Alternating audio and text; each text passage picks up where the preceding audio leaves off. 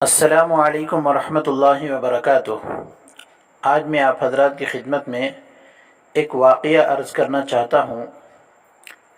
حضرت بشر حافی رحمۃ اللہ علیہ کی توبہ۔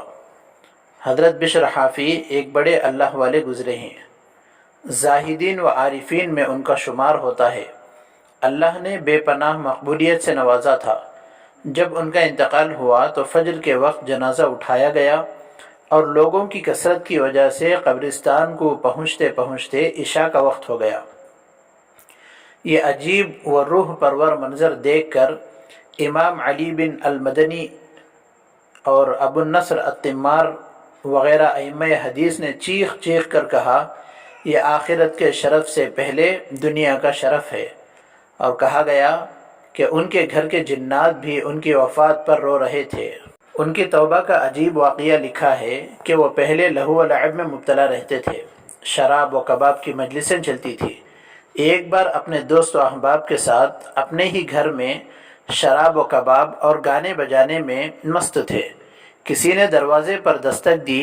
بشر حافی کی ایک باندی دروازے پر دیکھنے کو گئی تو آنے والے شخص نے اس سے پوچھا، صاحب ہادی الدار حر او عبد؟ ترجمہ، اس گھر کا مالک آزاد ہے یا غلام؟ باندی نے کہا کہ حر یعنی آزاد ہے، کیونکہ گھر کا مالک تو آزاد ہی ہو سکتا ہے، کوئی غلام کہاں ہو سکتا ہے؟ اس شخص نے کہا کہ ہاں، تم نے سچ کہا، اگر وہ غلام ہوتا تو عبودیت و غلامی کے آداب کا لحاظ بھی کرتا اور لہو و لعب چھوڑ دیتا۔ یہ کہہ کر وہ شخص چلا گیا، اور بشر حافی رحمۃ اللہ علیہ جو وہاں نشے میں مست پڑے تھے، اس شخص کی اور باندی کی یہ گفتگو سن رہے تھے۔ وہ جلدی سے دروازے کی جانب آئے، مگر وہ شخص جا چکا تھا۔ باندی سے پوچھا کہ وہ آدمی کس طرف کو گیا؟ باندی نے بتایا کہ اس طرف۔ تو وہ اس کی تلاش میں نکلے اور ایک جگہ اس کو پا لیا اور پوچھا، کیا آپ ہی نے دروازے پر باندی سے اس طرح کی گفتگو کی تھی؟ اس نے کہا کہ ہاں۔ تو بشر حافی رحمۃ اللہ علیہ نے کہا کہ ایک بار پھر اپنی بات دہرائیے۔ جب اس نے کہا کہ یہ گھر والا اگر اللہ کا غلام ہوتا تو غلامی کا انداز اختیار کرتا اور لہو و لعب میں، شراب و کباب میں زندگی نہ کرتا۔ یہ سن کر بشر حافی رحمۃ اللہ علیہ تڑپنے لگے اور اپنے گال زمین پر رکھ دیے اور کہنے لگے، نہیں، میں آزاد نہیں بلکہ غلام ہوں یعنی اللہ کا غلام ہوں۔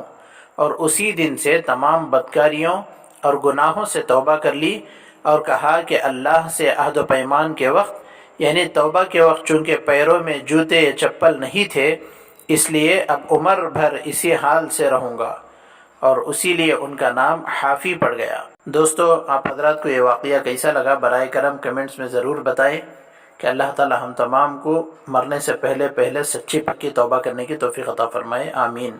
السلام علیکم ورحمۃ اللہ وبرکاتہ۔